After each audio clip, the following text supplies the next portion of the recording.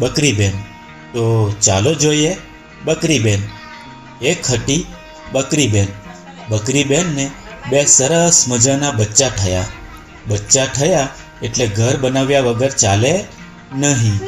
તેથી બકરીબેને તો ઘર બનાવવાનો વિચાર કર્યો. હવે ઘર બનાવવા માટે જરૂરી સામાનની જરૂર હતી. તેથી બકરીબેને તો સામાન મેળવવાનો ઉપાય શોધી કાઢ્યો અને બકરીબેન તો ચાલતી ચાલતી જઈ રસ્તાના વચ્ચોવચ્ચ જઈને બેસી ગઈ. થોડી વાર પછી એ રસ્તા પરથી શેરડીના ગાડાવાળો નીકળ્યો. ગાડાવાળાએ બકરીને રસ્તામાં બેઠેલી જોઈ ગાડું રોક્યું અને બોલે છે, એ બકરી, ખસી જા અહીંથી. રસ્તા વચ્ચે કેમ બેઠી છે?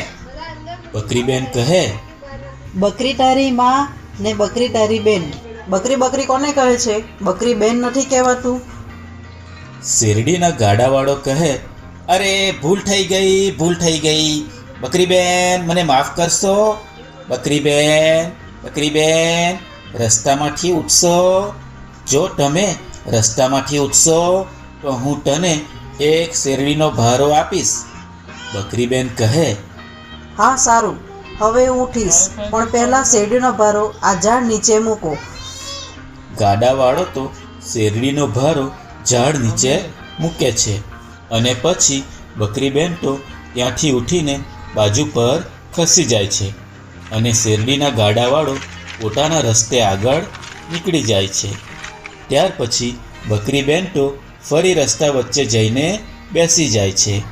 ત્યાર પછી થોડી વારમાં ગોળનું ગાડું આવ્યું.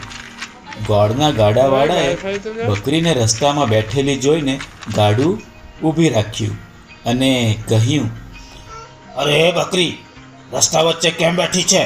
ખસી જા બાજુએ. બકરીબેન કહે, બકરી તારી માં ને બકરી તારી બેન.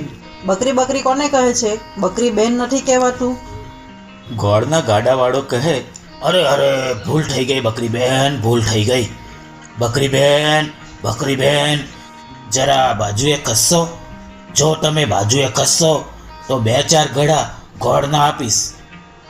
બકરીબેન કહે, હા એમ કરો તો હું ઉઠીશ. ગોળના ઘડા પેલા ઝાડ નીચે મૂકો. ગોળના ગાડાવાળો તો ગોળના ઘડા ઝાડ નીચે મૂકે છે. ત્યાર પછી બકરી બાજુએ ખસી જાય.